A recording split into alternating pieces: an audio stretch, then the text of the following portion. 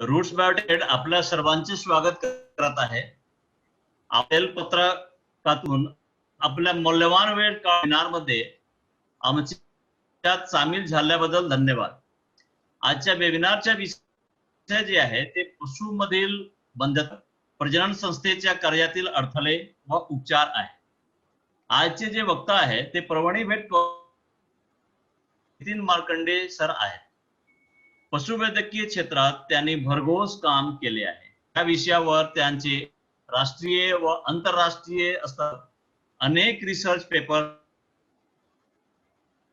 पशुवैद्यकीय क्षेत्रात कामच्या पशुवैद्यकासाठी त्यांनी आजपर्यंत अनेक वेगवेगळ्या तांत्रिक प्रशिक्षण अभ्यासक्रमाचे आयोजन केले आहे. पशुमधील बंधत्व या विषयावरील पुस्तकासाठी त्यांनी आहे. नौशाखर, बलिराजा पुरस्कार, कृषी रत्न पुरस्कार असा अनेक पुरस्कारांनी त्यांना सन्मानित करण्यात आले. यापुढे मार्कंडे सर यांना त्यांचे व्याख्यानाची विनंती करतो. पण तत्पूर्वी मी श्रोत्यांना विनंती करतो की सर्वांनी आपल्या मायक्रोफोन काही प्रश्न शंका असतील तर कृपया ते चॅट बॉक्स मध्ये लिहा. प्रश्न उत्तरासाठी आपण शेवटी वेळ ठेवलेला आहे. Markande sir, we request you sir, please continue. Okay, thank you sir. Thank you sir. सर्वांना धन्यवाद. आपल्या गणेशोत्सवामध्ये रममाण असताना तांत्रिक चर्चासत्राच्या निमित्तानं जमलेल्या माझ्या सर्व व्यावसायिक बंधू भगिनींनो, आजच्या या चर्चासत्राच्या निमित्तानं आपल्या सर्वांची भेट झाली आणि महत्त्वाची गोष्ट अशी की या ऑनलाईन चर्चासत्राद्वारे आज आपण पशुमधील वंध्यत्व निवारण या महत्त्वाच्या विषयाबद्दल सविस्तर अशा प्रकारे चर्चा करणार आहोत. आपल्या सर्वांना सांगायला मला आनंद वाटतो की राज्यामध्ये फार मोठ्या प्रमाणामध्ये आपण सध्या शिक्षण घेणं ही प्रक्रिया ऑनलाईन सुरू केलेली आहे. महाविद्यालयाचे विद्यार्थी असोत, आम्ही सगळे प्राध्यापक वर्ग असोत किंवा या क्षेत्रामध्ये असणारी विद्यापीठ स्तरावरची सर्व मंडळी असोत, सगळेच जण ऑनलाईन अशा प्रकारचं तांत्रिक मार्गदर्शन घेत असतात आणि ते उपक्रम सध्या चालू आहेत. यातला एक भाग म्हणून आज आपण जो वेळ दिलेला आहात तो खरोखर मौल्यवान आहे. कारण या रूट्स बायोटेक या कंपनीतर्फे आपल्या सर्वांना एकत्र आणण्याची ही मोठी संधी श्रीयुत आलोक कुमारजींनी आपल्याला निर्माण केलेली आहे. मंडळी, आपण जेव्हा जेव्हा प्रक्षेत्रावरती काम करत असता तेव्हा या कामाच्या बाबतीमध्ये आपल्याला सर्वाधिक असणाऱ्या रुग्णसंख्या, पशु रुग्णसंख्या म्हणजे आपल्याकडे असणारे वंध्यत्वाची जनावरं. बऱ्याच प्रक्षेत्रावरती गेल्यानंतर आपल्याला लोक सांगतात की माझी गाय माझ्यावरती येत नाही, माझी गाय लवकर गाभण राहत नाही, माझी गाय सतत उलटत असते किंवा माझ्या गायीच्या प्रजननाच्या बाबतीमध्ये अडथळे आहेत आणि मला ज्या पद्धतीमध्ये अपेक्षित उत्पन्न पाहिजे ते मिळत नाही. म्हणून आपल्या सर्वांच्या माहितीसाठी पहिल्यांदाच सांगतो की ज्या ज्या लोकांना उत्पन्नाची हमी अपेक्षित असते असे सगळे लोक, म्हणजे शाश्वत पशुपालनामध्ये ज्यांना फार मोठ्या प्रमाणामध्ये सहभाग घ्यायचा आहे आणि उत्पन्न वाढवायचं आहे, असे सगळे लोक आपल्या जनावरांच्या बाबतीमध्ये मोठ्या प्रमाणात असणाऱ्या तक्रारी आणि प्रजनन आरोग्याच्या तक्रारी आपल्या पुढे मांडत असतात. मग अशा वेळेस आपला पहिला भाग असा असतो की आपण त्या जनावराच्या बाबतीमध्ये त्याची तपासणी करतो. लैंगिक तपासणी की ज्याला आपण प्रजनन तपासणी असं म्हणतो, ही तपासणी केल्यानंतर आपल्याला बऱ्याचदा काही गोष्टी लक्षात येतात, काही गोष्टी नुसत्या प्रजनन तपासणीतून, कारण आपण ती आंधळी असते आणि आपण हाताच्या चाचपणीमधून अशी तपासणी करत असतो. म्हणून मग अशा जनावरांच्या बाबतीमध्ये बऱ्याचदा आपल्याला महत्वाची आणि कारणीभूत ठरणारी जरी तिथले अडथळे लक्षात येत नसले तरी सुद्धा आपल्या अनुभवावरून आणि आपल्या कौशल्यातून आपण या अशा सगळ्या अडचणींसाठी औषधोपचार करण्याचा प्रयत्न आणि भूमिका निभावत असतो. पण मंडळी, आपल्याला जेव्हा जनावरातले वंध्यत्व निवारण दूर करायचंय आणि ही सगळी जनावरं जेव्हा आपल्याला सुयोग्य प्रजनन चक्रामध्ये आणायची आहेत, तेव्हा या जनावरांच्या बाबतीमध्ये आपल्याला कुठल्या गोष्टीवर भर द्यायचा याची माहिती आपल्याकडे असणं गरजेचं आहे. आणि सगळ्यात महत्वाची गोष्ट अशी की आपल्याला ज्या जनावरांच्या बाबतीमध्ये वंध्यत्व निवारण करायचं आहे त्या सगळ्या जनावरांच्या बाबतीमधली पहिली गोष्ट, अतिशय सुरुवातीची गोष्ट की लक्षात आपण ठेवायला पाहिजे आणि पशुपालकांना सांगितली पाहिजे की ज्या जनावराचं शरीर वजन वाढत जात राहतं ती सगळी जनावरं वंध्यत्वाकडून प्रजनन चक्रामध्ये येतात आणि प्रजनन चक्रातून ती गाभण म्हणतात आणि त्यांच्याकडून चांगल्या प्रकारे आपल्याला प्रजननाचे फायदे मिळतात. म्हणजे शरीर वजन वाढत जाणारी जनावरं ही नेहमीच फायद्याची ठरतात.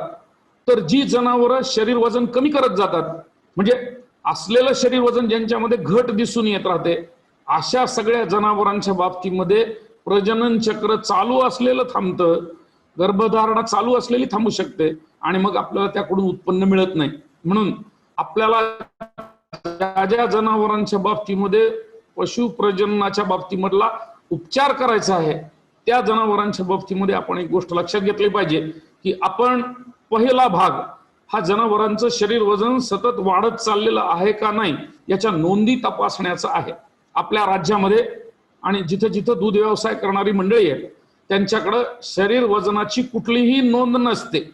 बाकी अनेक नोंदी असतात, गायीने किती दूध दिलं हे पशुपालक सांगू शकतात, आपल्या जनावरांच्या बाबतीमध्ये जनावर कधी माझ्यावरती आलं हे सांगू शकतात, पण माझ्यावरती आलेल्या या गायीचं वजन किती आहे, मागच्या 2 महिन्यामध्ये ते किती वाढलं आहे किंवा किती कमी झालेलं आहे याची कुठलीही माहिती पशुपालक आपल्याला देऊ शकत नाहीत.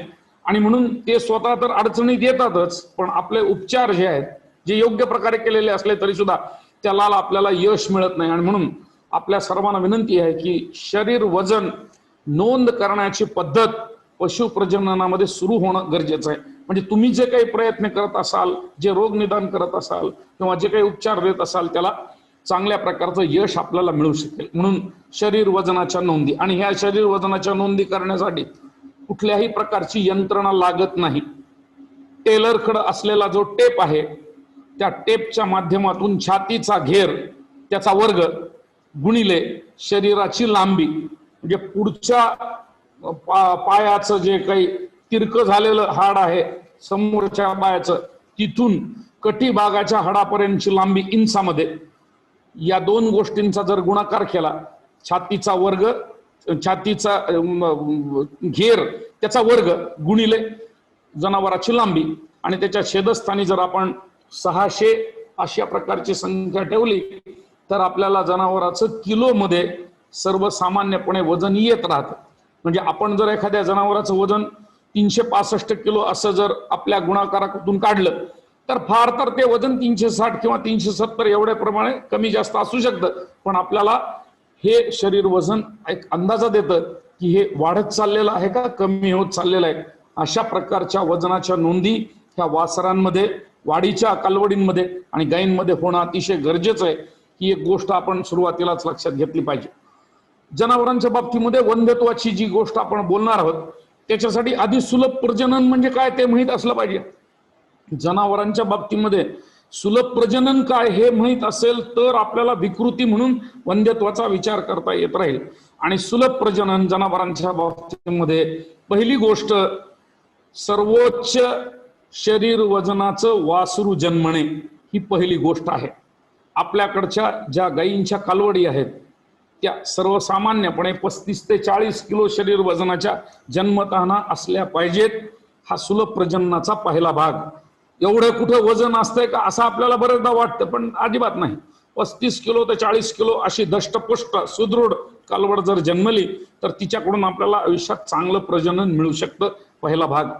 जी कालवड जन्मली तिच्या वाढीचा वेग अतिशय चांगला असला पाहिजे आणि अतिशय चांगला असला पाहिजे. रोज 1 किलोनी ही कालवड वाढली पाहिजे. जगात वाढते आणि जगात जे होतं ते आपल्याकडे घडू शकते.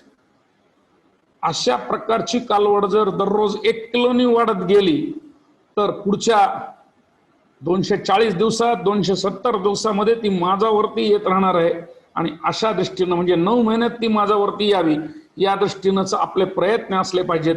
यासाठी ती मोकळी सोडलेली असली पाहिजे, खेळणारी असली पाहिजे, बागडणारी असली पाहिजे. तिला गळ्यामध्ये आणि पायामध्ये दोरी असली नाही पाहिजे. न बांधलेल्या कालवडी 9व्या महिन्यात माझ्यावरती येतात. खिलार असो, लाल कंधार असो, गीर असो, संकरित असो, विदेशी असो, कुठल्याही जातीची जरी कालवड असेल, पशु जातीचा संबंध नाही, शरीर वजनाशी संबंधित आहे ही बाब. आणि त्यामुळे 9 महिन्यामध्ये कालवड माझ्यावर येण्यासाठीचा दुसरा प्रजननाचा भाग आपल्याकडे सुलभ प्रजननामध्ये आपण लक्षात घेतला पाहिजे. तिसरी महत्वाची गोष्ट अशी की जी जनावरं योग्य वेळी माझ्यावरती येतात, म्हणजे व्याल्यानंतर का असेना किंवा तिच्या वयात येण्याच्या वेळेला, या वयात आलेल्या जनावरांच्या बाबतीमध्ये पहिल्या माझाची तपासणी करणं गरजेचं असतं. पहिला माझ हा नेहमीसाठी तपासणीचा असतो. पहिल्याच माझाला जर आपण भरवायला जनावर गेलो तर जनावर उलटत राहतात. ते का उलटतात याची कारण मी तुम्हाला सांगणार आहे. पण एक गोष्ट लक्षात ठेवा की आज एखादी गाय माझ्यावरती आली किंवा आज एखादी कालवड माझ्यावरती आली तर लगेच आपण कृत्रिम रेतन त्या जनावरांमध्ये करणं म्हणजे 100% चूक. 100% चूक. माझ्यावरती आलेल्या जनावरांमध्ये रेतन करणं ही 100% चूक. त्याचं कारण असं आहे की या जनावराच्या बाबतीमध्ये हे जनावर किती वेळ माझ्यावरती राहतं, आणि दुसरी महत्वाची गोष्ट की या जनावराच्या बाबतीमधलं गर्भाशय ज्याच्यामध्ये गर्भधारणा होणार आहे त्याची सध्याची अवस्था आरोग्यमयी आहे का नाही, ते तंदुरुस्त आहे का नाही, ते निरोगी आहे का नाही, याची कुठलीही कल्पना आपल्याला त्याच्या बळसामधून येऊ शकत नाही. म्हणून ह्या 2 गोष्टीची उत्तरं शोधण्याचा माज हा पहिला माज, याच्यासाठी हा सोडून देणं गरजेचं असतं. आणि तिसरी महत्वाची गोष्ट अशी की जेव्हा जनावर माझ्यावरती येतात तेव्हा माझ्यावरच्या जनावरांसाठी कृत्रिम रेतन हा नियम जगामध्ये कुठंही नाही. जी जनावरं नियमित माझ्यावरती येतात त्यांच्यासाठी कृत्रिम रेतन असतं. आणि नियमित माज कोणता माज? जो 21 दिवसानंतर येतो तो. पहिल्या दिवशी आला तोही माज होता, 21 दिवसानंतर आला तोही माझच होता. पहिला माज हा नियमित नव्हता कारण त्याच्या अगोदर तो 21 दिवस आला नव्हता. 21व्या दिवशी जो आला तो मात्र नियमित माज आला कारण त्याच्या आधी 21 दिवस जनावर माझ्यावरती आलेलं होतं. आणि म्हणून जगामधलं तंत्रज्ञान नियमित माजाच्या रेतनासाठी निर्माण केलेलं आहे, ते माझ्यासाठी निर्माण केलेलं नाही. याची पहिल्यांदा खात्री लावून आपण म्हणजे करून घेणं गरजेचं आहे. मग आपल्याला फक्त एकच माहित असतं, माझाला भरवायची नाही, नियमित माझाला भरवायची. आणि नियमित माज म्हणजे तो माज जो 21 दिवसानंतर येतो. मग एकदा का आपल्याला ही खात्री पटली की 21 दिवसानंतरच आपल्याला त्याचं भरवायचं आहे आणि आजच्या माझाला फक्त लक्षणं नोंद करून ठेवायची, तारीख लिहून ठेवायची आहे, तर अशा माझाच्या बाबतीमध्ये जनावर किती वेळ माझ्यावरती राहतं, अंड सुटतं का नाही, अंड सुटल्यानंतर दुसऱ्या दिवशी त्याच्यानंतर ते अंड सुटलेलं जे आहे तर तिथं पुन्हा पीतग्रंथी कार्पस लुटियम तयार होतं का, याची काही गोष्टीची परीक्षण आपल्याला करता येत राहतात. म्हणून नियंत्रण नावाची जी गोष्ट आहे ती आपल्यासाठी गरजेची असते आणि या गोष्टीमध्ये आपण लक्ष देणं गरजेचं आहे. म्हणून कृत्रिम रेतनाच्या बाबतीमध्ये नियमित माझ्यासाठी रेतन हा तिसरा महत्वाचा प्रजननाचा सुलभ प्रजननाचा भाग आहे. चौथी महत्वाची गोष्ट, जी जनावरं भरवलेली असतात, जी जनावरं कृत्रिम रेतनानं आपण भरवतो त्या जनावरांच्या बाबतीमध्ये 21 दिवसानंतर ती पुन्हा उलटली का याचा पाठपुरावा, 30 दिवसापर्यंत ती पुन्हा उलटली नाहीत का याच्यासाठी पुन्हा पाठपुरावा, आणि 45 दिवसानंतर ती गाभण आहेत का याच्यानंतरचा पाठपुरावा हा जर केला तर गर्भधारणाच्या बाबतीमध्ये आपण सगळी काळजी घेतली असं म्हणता येत राहतं आणि सुलभ प्रजननामधला हा अतिशय मोठा आणि महत्वाचा भाग आहे. त्यामुळे तिसरी गोष्ट ही महत्वाची आहे. आपल्या राज्यामध्ये अतिशय चांगल्या प्रकारे गर्भधारणा घडवून आणणारे आणि कृत्रिम रेतन करणारे अनेक कृत्रिम रेतक आपल्या राज्यामध्ये आहेत. मात्र काही जनावरांच्या बाबतीमध्ये उलटण्याचं प्रमाण घडतं, त्याच्याबद्दल आज आपण चर्चा करणार आहोत. पण सुलभ प्रजननामधली महत्वाची गोष्ट अशी की गाभण ठरलेलं जनावर जर 9 महिने 9 दिवसानंतर गाय आणि 10 दिवसानंतर म्हैस व्यालेली असेल तर व्यालेल्या जनावरांच्या बाबतीमध्ये काय काळजी घ्यायची याची माहिती पशुपालकांना देणं हे आपलं कर्तव्य आहे. बऱ्याच जनावरांच्या बाबतीमध्ये जी जनावरं व्यायला असतात त्या विणाऱ्या जनावराच्या बाबतीमध्ये पशुपालक आपल्याकडे बघत असताना हा कुठेतरी आपल्याकडं जास्त खर्च करण्यासाठी आलाय किंवा काहीतरी आपल्याला त्रास द्यायला खर्च करायला सांगतोय अशा प्रकारच्या भावनेमधून बघत असतात. पण जनावरांच्या सुलभ प्रजननासाठी सुलभ प्रसूती, निरोगी प्रसूती अतिशय महत्वाची आहे, गरजेची आहे. म्हणून आपण जे जनावरांच्या बाबतीमध्ये उपचार करणार आहोत त्या जनावरांच्या प्रसूतीच्या बाबतीमधली सुद्धा काळजी घेण्याचं आपलं काम आहे. आणि सुलभ प्रजननामध्ये सुलभ प्रसूती, सुदृढ वासराचा जन्म आणि प्रसूती पश्चात कुठलेही अडथळे होऊ नयेत असं अपेक्षित आहे. आपल्या राज्यामध्ये दर वर्षाला एक वासरू देणाऱ्या गायींची संख्या फक्त 30% आहे. फक्त 30% गायीमध्ये आपल्याला दर वर्षाला एक वासरू मिळतं, सतत मिळत राहतं, कुठलाही अडथळा येत नाही. पण 70% ज्या गायी आहेत ज्या वंध्यत्वासाठी आपल्याकडे येत राहतात त्यांच्याकडे दर वर्षाला वासरू का मिळत नाही याची कारण आपल्याला शोधायची. म्हणूनच आज आपण चर्चा करणार आहोत. पण 2 वेतातलं अंतर वाढणं हा सगळ्यात मोठा सुलभ प्रजननामधला अडथळा आहे आणि हा अडथळा आपल्याला जनावरांच्या बाबतीमध्ये दूर करणं आहे. याच्यानंतर सुलभ प्रजननामधली शेवटची गोष्ट आपल्या सर्वांना सांगणार आहे. ती पटण्यासारखी नाही हे मी तुम्हाला पहिल्यांदाच सांगतो, कारण आपण लोकशाहीमध्ये राहतो आणि जनावर आपण स्वतः सांभाळतो. त्याच्यामुळं मी जनावर कसं सांभाळायचं हा माझा विचार अशा म्हणणाऱ्यांची भूमिका मोठी असल्यामुळं तिसरा आणि शेवटचा पशुप्रजननातला विचार असा आहे की एका गायीकडून आयुष्यामध्ये 18 ते 20 वेद आपल्याच गोठ्यामध्ये मिळावेत असं अपेक्षित असतं. त्याला सुलभ प्रजनन म्हणायचं. जी गाय गोठ्यामध्ये सांभाळल्यानंतर आयुष्यभरामध्ये दर वर्षाला एक याप्रमाणे 18 ते 20 वेद देते तीच फक्त सुलभ प्रजननाची गाय असते. बाकी 4-5 वेद झाल्यानंतर विकून टाकणारे बहादर भरपूर आहेत राज्यामध्ये आणि ते वंध्यत्वाच्या कारणांमुळे जनावरं विकत असतात पण त्याबद्दल बोलत नसतात. अशा प्रकारच्या अनेक गायी आपल्याला गोशाळांमध्ये दिसतात. अशा प्रकारच्या अनेक गायी आपल्याला रस्त्यावर बेवारस दिसतात. अशा प्रकारच्या अनेक गायींची हेळसांड झालेली आपण बघतो आणि अशा गायींच्या बाबतीमध्ये कुठलेही रिझल्ट येत नाहीत. आणि म्हणून गाय 18 ते 20 वेद आयुष्यामध्ये जो सांभाळू शकतो तो सुलभ प्रजननाच्या बाबतीमध्ये विचार करू शकतो असं समजायला हरकत नाही. आणि या गोष्टी सोडून म्हणजे 9व्या महिन्यामध्ये माझ्यावर न आलेली कालवड, वर्षामध्ये पुन्हा दुसऱ्यांदा न विणारी गाय आणि 18 वेतांपेक्षा कमी वेद देणारी गाय, ह्या 3ही गोष्टी सुलभ प्रजननाच्या जर सोडल्या तर बाकीच्या सगळ्या गोष्टी वंध्यत्वामध्ये येत राहतात. आणि त्याच्यामध्ये आज आपण महत्वाची चर्चा करणार आहोत.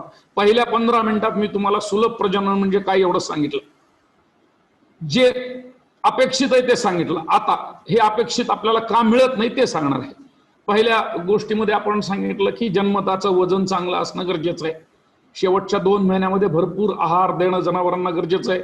धष्टपुष्ट कालवड जन्मली तर विताना त्रास होतो म्हणणारे खेडेगावामधले आणि ग्रामीण भागामधले अनेक लोक आहेत. पण त्यांना ही गोष्ट कळत नाही की जन्मणाऱ्या वासराचं वजन हे आईच्या वजनाशी समर्पित असतं, तिच्याशी संबंधित असतं. आणि म्हणून जेवढं चांगली पोषण त्या गायीचं होत राहील तितकं चांगलं धष्टपुष्ट वासरू जन्मू शकतं. आणि यासाठी नेहमीसाठी जी गाय व्यायला झालेली आहे, 2 महिने राहिलेले आहेत, तिच्या पोषणाची काळजी आपण चांगल्या प्रकारे घ्यायला पाहिजे. पुढची गोष्ट जन्मल्यानंतरच्या वासराची. हे वासरू वाढीच्या काळामध्ये सरासरीनं खूप जलद गतीनं वाढावं. आणि मी तर तुम्हाला 1 किलो दररोज असं सांगितलं सरासरीनं. पहिल्या काळामध्ये 500 ग्रामनी वाढतं, नंतर 700 होतात, नंतर 1000 ग्राम होतात आणि नंतर 1200 ग्राम पर्यंत वाढ होत राहते. पण 250 किलो शरीर वजन झालेली कालवड राज्यामध्ये माझ्यावरती येत राहते. शेतकऱ्यांच्या दारामध्ये अनेक ठिकाणी संकरित कालवडी, देशी कालवडी, लाल कंधार कालवडी, त्याच्यानंतर देवणीच्या कालवडी ह्या अवघ्या 9 महिन्यामध्ये माझ्यावरती येतात. हा शेतकऱ्यांचा अनुभव आहे.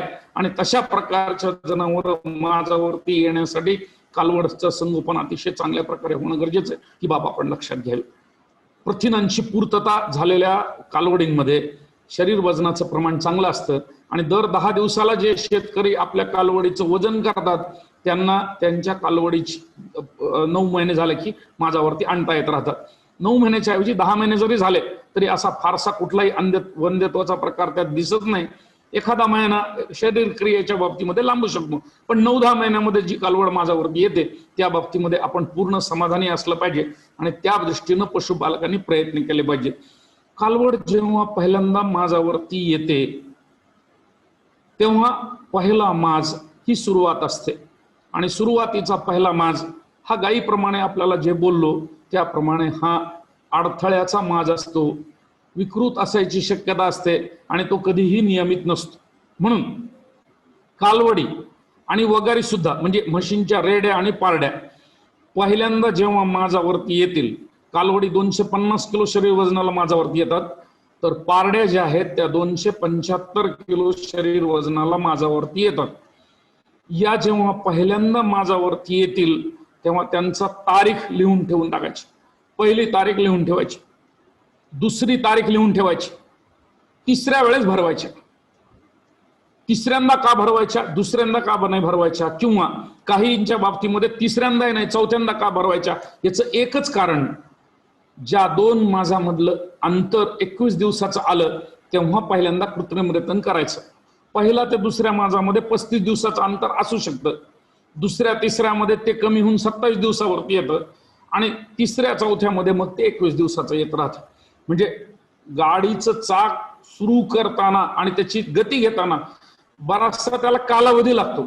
हा कालावधी जेव्हा नियमित 21 दिवसाचा होईल तेव्हा पहिल्यांदा कृत्रिम रेतन करायचं, हे आपलं तत्व असलं पाहिजे. आणि म्हणून पहिले 2-3 मास जरी कालवडी वगारींचे सुटले तरी सुद्धा 21 दिवसानंतर दिसणारा माज जोपर्यंत दिसत नाही तोपर्यंत एकही कालवड भरवायची नाही, हे सगळ्यात महत्वाची गोष्ट.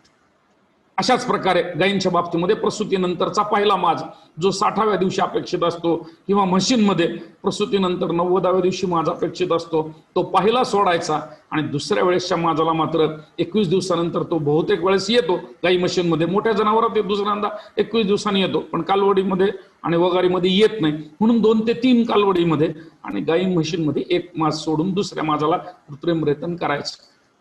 आता माजाच्या बाबतीमध्ये जो माज जनावर दर्शवतात ह्या माजाच्या बाबतीमधली सगळी स्पष्ट माहिती आपल्याला असली पाहिजे. कोणता माज हा योग्य माज आहे आणि कोणत्या माजाला जनावर भरवायचं याच्या बाबतीमध्ये आपल्या सर्वांच्या एकूण संकल्पना स्पष्ट असल्या पाहिजेत.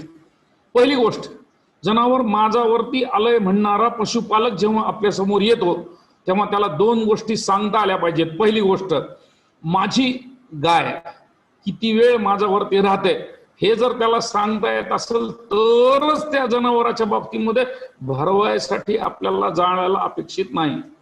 त्याला जर तेच माहित नाही की त्याची गाय किती वेळ माझ्यावरती राहते, मग ती 12 तास राहते का 24 तास राहते का 36 तास राहते का 48 तास राहते, काही 4-4 दिवस माझ्यावरती राहतात आणि कुठल्याही दिवशी बोलून आपल्याला ते कृत्रिम रेतन करायला लावतात. याच्यापेक्षा तिसऱ्या टप्प्यामधलं रेतन, आणि जिथं आपण रेतन करणार आहोत तेव्हा एकाच रेतनामध्ये गर्भधारणा होणार असेल तरच रेतन करणं अपेक्षित असतं.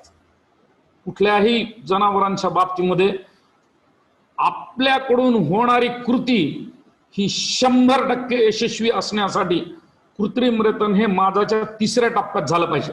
याचा अर्थ असा आहे, तुम्ही खिलार भरवायचे असेल तर निरोप आल्याबरोबर जाऊन तुम्ही भरवू शकता.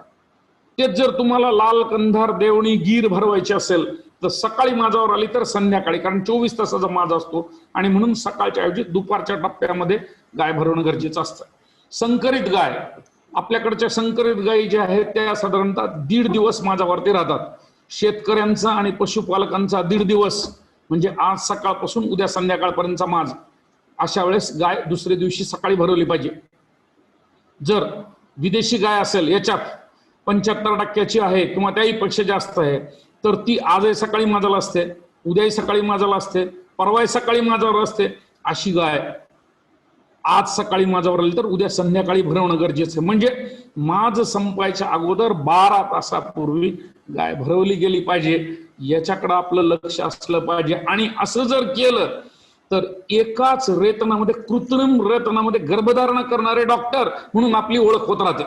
नाहीतर असं घडतं की एक 7-8-10 इन्सिमिनेशन जर फेल्युअर आपल्याकडून झाले, याला सोडून कुणालाही बोलवा पण याला बोलू नका रेतनाला, अशा प्रकारचे अभिप्राय आपल्यापर्यंत पोहोचतात आणि हे चांगले नाही. म्हणून आपण जिथं जिथं रेतन करू तिथं गर्भधारणाच, जिथं मी रेतन करणार तिथं गर्भधारणाच हा आपला विचार असला पाहिजे. अशा दृष्टीनं रेतन करणं गरजेचं आहे. म्हणून माझाचा कालावधी हा पशुवैद्यकाला आणि त्या पशुपालकाला माहीत असला पाहिजे. दुसरी गोष्ट, जी जनावरं माझ्यावरती येतात त्या माझ्यावर आलेल्या जनावरांच्या बाबतीमध्ये लोक अनेक प्रकारची लक्षणं सांगतात. उडबेस करत होती, शेपूट उचलत होती, बळस गाळत होती, खाण्यापिण्याकडे दुर्लक्ष केलं, असं झालं तसं झालं, हे सगळे सांगतात. लक्षणं म्हणजे माज नाही हे लिहून ठेवायचं, आपल्याकडच्या डायरीमध्ये लिहून ठेवायचं की कुठल्याही प्रकारे जनावरांच्या बाबतीमध्ये जर गर्भधारणा करायची असेल तर ती लक्षणावरून होणार नाही. गर्भधारणेसाठी अंड लागतं, स्त्रीबीज लागतं, परिपक्व लागतं, नवीन लागतं, ताजं लागतं. जुनं जर असेल आणि ते जर सुटत असेल तर गर्भधारणा होत नाही. आणि म्हणून माझ्यावरच्या लक्षणांमुळे कधीही जनावर गाभण ठरत नाहीत. एखादी गाय भरपूर उडायला लागली, भरपूर सोट टाकला, भरपूर बळस टाकला, लैंगिक लक्षणं दाखवली म्हणजे ती गाय ठरणार आहे अशातला भाग नाही. हे लक्षणांचा भाग झाला. आणि लक्षणं हे ओजस रसांमुळे असतात. लक्षणं हे पशुपालकाला दर्शक असतात की ती गाय माझ्यावरती आहे एवढं सांगण्यासाठी. याचा अर्थ ती गाभण ठरते असं नाही. लक्षणाकडे आपण फारसं विशेष लक्ष द्यायचं नाही. आपल्याला गाय तपासता येत राहते. तपासणीमध्ये तीन गोष्टी. एक, गर्भाशयाचं दार उघडं असलं पाहिजे. दोन, गर्भाशयाच्या दोन्ही शिंगांना ताठरता आली पाहिजे, टोनिसिटी आपण ज्याला म्हणतो ती टोनिसिटी असली पाहिजे. आणि तिसरी गोष्ट, स्त्री बीज पूर्ण तयार झालेलं असलं पाहिजे. अशा प्रकारचा चांगला जर माज असेल आणि ज्याच्यामध्ये या तीन गोष्टी दिसत असतील आणि आपल्याला खात्री असेल की हे जनावर माझाच्या तिसऱ्या टप्प्यात आहे तर आणि तरच त्या जनावरांमध्ये कृत्रिम रेतन करायचं. या माझाच्या लक्षणांच्या वरून एक गोष्ट आपल्याला सांगू इच्छितो की काही जनावर माझ्यावरती तर येतात, 1.5 दिवस माझ्यावरती राहतात, पुन्हा 1 दिवस गायब, पुन्हा दुसऱ्या दिवशी पुन्हा माज दाखवतात. म्हणजे आधी माज, नंतर विश्रांती आणि नंतर पुन्हा माज. याचा अर्थ असा आहे की या जनावराचं तयार झालेलं स्त्री बीज अजून सुटलेलं नाही. मग मध्ये माज का नाही दाखवला 1 दिवस? माज म्हणजे शरीरामध्ये असणाऱ्या ऊर्जेचं प्रतिनिधित्व, दर्शन. जेवढी शक्ती होती, जेवढी ऊर्जा होती त्याचा माज दाखवला आणि शक्ती संपली, एनर्जी संपली, ग्लुकोज लेवल संपली की 1 दिवस विश्रांती घेतली, काहीच दाखवलं नाही माझाची लक्षणं. पुन्हा माझाची लक्षणं दाखवली कारण स्त्रीबीज तयारच. अशा सर्व दृष्टीनं जी जनावरं तुटक माज दाखवतात त्या तुटक माजामध्ये दुसऱ्या टप्प्यामध्ये रेतन होणं गरजेचं आहे. दुसऱ्या टप्प्यामधलं रेतन गरजेचं असतं. पहिल्या टप्प्यात कृत्रिम रेतन केलं, 1 दिवस माज दिसला, पुन्हा गाय माझाला दिसली, पुन्हा रेतन करणं गरजेचं. ही गोष्ट आपण लक्षात ठेवायला पाहिजे. तुटक माझाच्या बाबतीत दुसऱ्यांदा रेतन करणं गरजेचं. आणखी एक गोष्ट, एखादी गाय आपल्याला माहिती आहे की ती 1.5 दिवस माझ्यावरती राहते. आज सकाळी माझ्यावरती आली, उद्याच्याला संध्याकाळी माज संपणार आहे म्हणून आपण योग्य वेळेस उद्याच्याला सकाळी गाय भरवली. नेहमीप्रमाणे 1.5 दिवस माझ्यावर राहणारी गाय आपण 12 तास अगोदर योग्य वेळी भरवली. पण ही जर गाय उद्या संध्याकाळी माज न थांबता ही जर परवा दिवशी सकाळपर्यंत पुन्हा माझ्यावरती राहिली, परवाच्या दिवशी संध्याकाळपर्यंत माझ्यावरती राहिली आणि माज चालूच राहिला, 1-2 दिवस माझाचा कालावधी वाढला, तर अशा वाढलेल्या माझाच्या कालावधीमध्ये जनावरांच्या बाबतीमध्ये पुन्हा रेतन कधी करायचं हा आपल्याकडे प्रश्न असतो. आणि म्हणून प्रत्येक कृत्रिम रेतन करणाऱ्या मंडळींसाठी ही गोष्ट अतिशय महत्वाची आहे की पहिल्यांदा रेतन केल्यानंतर जनावर नेहमी 24 तासाच्या नंतरच भरवायची, 24 तासाच्या आत नाही भरवायची. सकाळी भरवली पुन्हा संध्याकाळी एकदा भरवली हे चूक. संध्याकाळी भरवली सकाळी भरवली हे योग्य होत नाही. संध्याकाळी भरवली तर दुसऱ्या दिवशी संध्याकाळी, आज सकाळी भरवली तर दुसऱ्या दिवशी संध्याकाळी. याचं कारण असं आहे आणि नियम असा आहे की जी जनावर कृत्रिम रेतन केल्यानंतर मागची लक्षणं 12 तास उलटून गेल्यावरही दाखवतात. म्हणजे 13 तासाला माज दिसला, 14 तासाला माज दिसला, 16 तासाला माज दिसला, 18 तासाला दिसला, तर अशा जनावरांमधलं दुसरं रेतन हे पहिल्या कृत्रिम रेतनाच्या 24 तासानंतर एकदाच पण 24 तासानंतर करायचं. म्हणून दुसऱ्यांदा रेतन कधी करायचं याची नियमावली आपल्याकडे असली पाहिजे. आपल्या पद्धतीत गाय वागली पाहिजे, शास्त्रीय पद्धतीमध्ये तिचा माज झाला पाहिजे आणि रेतनाची प्रक्रिया पूर्ण झाली पाहिजे. ही दुसरी गोष्ट आपण सर्वांनी लक्षात घ्यावी. ज्या भागामध्ये आणि पश्चिम महाराष्ट्रामध्ये आपण काम करत आहात त्या भागामधल्या जेवढ्या गायी माझ्यावरती येतात त्यामधल्या 80% गायी तुम्ही ज्या भागामध्ये जनावरांच्या बाबतीमध्ये औषधोपचाराचा सेवा देत आहेत त्या भागामधल्या 80% गायी माझ्यावरती आल्यानंतर, माज संपल्यानंतर, माज संपून गेला, 1 दिवस उलटल्यानंतर रक्तस्राव दाखवतात. अनेक गायींमध्ये रक्तस्राव दिसून येत राहतो. मग हा रक्तस्राव दिसला की डॉक्टरनी गन बरोबर नाही टाकली, हा रक्तस्राव दिसला की गाय उलटली, हा रक्तस्राव दिसला की गायीला मध्ये काही इजा झाली का, हा रक्तस्राव दिसला की गायीचा माज पुन्हा चालू आहे का, किंवा ही गाय गाभण ठरणार आहे का नाही का, अशा अनेक प्रकारच्या शंका पशुपालकांच्या मनात 1 दिवसापासून नाही, वर्षानुवर्ष चालू आहेत, वर्षानुवर्ष. याच्यासाठी कितीदाही उत्तर दिलं तरी ते उत्तर लोकांपर्यंत पोहोचलेलं नाही. तुम्ही शास्त्र हे पशुपालकांपर्यंत नेणारे आहात. आणि म्हणून एक गोष्ट लक्षात ठेवायची की कृत्रिम रेतन केलेल्या गायीच्या बाबतीमध्ये आणि माज संपलेल्या गायीच्या बाबतीमध्ये 1-1.5 दिवसानंतर दिसून आलेला रक्तस्राव हा शरीर क्रियेचा भाग असतो. हा कुठलीही विकृती नसते, ह्याच्यातून कुठलाही त्रास होत नाही, याच्यातून कुठलाही दोष नाही, याच्यातून कुठलीही इजा नसते, याच्यासाठी कुठलाही औषधोपचार नाही, याचा आणि गर्भधारणेचा कुठलाही संबंध नाही. हा संबंध नाही, उपचार नाही, याच्यासाठी त्रास करून घ्यायची गरज नाही, याच्यासाठी कुठली काळजी घ्यायची गरज नाही. ही सगळी गोष्ट आपण लक्षात ठेवणं गरजेचं आहे. या रक्तस्राव शरीर क्रियेचा भाग आहे, तो होणारच आहे. प्रत्येक चांगल्या गायीमध्ये, सुदृढ गायीमध्ये होणार आहे, अशक्त गायीमध्ये दिसत नाही. आणि म्हणून जर असा रक्तस्राव झाला तर ती जी गाय आहे ती सांभाळलेली चांगली आहे असं प्रमाणपत्र गायीनं पशुपालकाला दिलंय असं समजायला हरकत नाही. पण या रक्तस्रावाचा आणि गर्भधारणेचा अजिबात संबंध नसतो. मंडळी, जे जनावर माझ्यावरती येतात त्या माझ्यावर आलेल्या जनावरांच्या बाबतीमध्ये फॉस्फरस हा अतिशय महत्वाचा घटक आहे. आपण जे क्षार मिश्रण जनावरांना देतो त्याच्यामध्ये फॉस्फरसची फार मोठ्या प्रमाणात गरज ही जनावरांच्या माजाशी निगडीत आहे. कारण माज म्हणजे शक्तीचं प्रतीक आहे, माज म्हणजे अंगामधल्या ताकदीचं प्रतीक आहे, माज म्हणजे ऊर्जेचं प्रतीक आहे, माज म्हणजे रक्तातल्या ग्लुकोजचं प्रतीक आहे, साखरेचं प्रतीक आहे. आणि हे सगळ्या गोष्टींसाठी पूरक ठरणारा, शरीरामध्ये ऊर्जा निर्माण करण्यासाठी प्रवृत्त ठरणारा अशा प्रकारचा फॉस्फरस हा घटक अतिशय महत्वाचा आहे. म्हणून जी जनावर माझ्यावरती येत नाहीत त्याला फॉस्फरसची इंजेक्शन दिली जातात. वर्षानुवर्ष अशा प्रकारची पद्धती राज्यामध्ये चालू आहे. पण आपल्याकडं नवीन पद्धतीमध्ये जेव्हा फॉस्फरस हा घटक नवीन प्रकारच्या औषधीच्या स्वरूपामध्ये बाजारात उपलब्ध करण्यात आलेला आहे, त्याचा वापर जर आपण केला तर हा माज योग्य प्रकारे, सुलभ प्रकारे घडू शकतो आणि त्यामधून गर्भधारणेचं प्रमाण वाढू शकतो.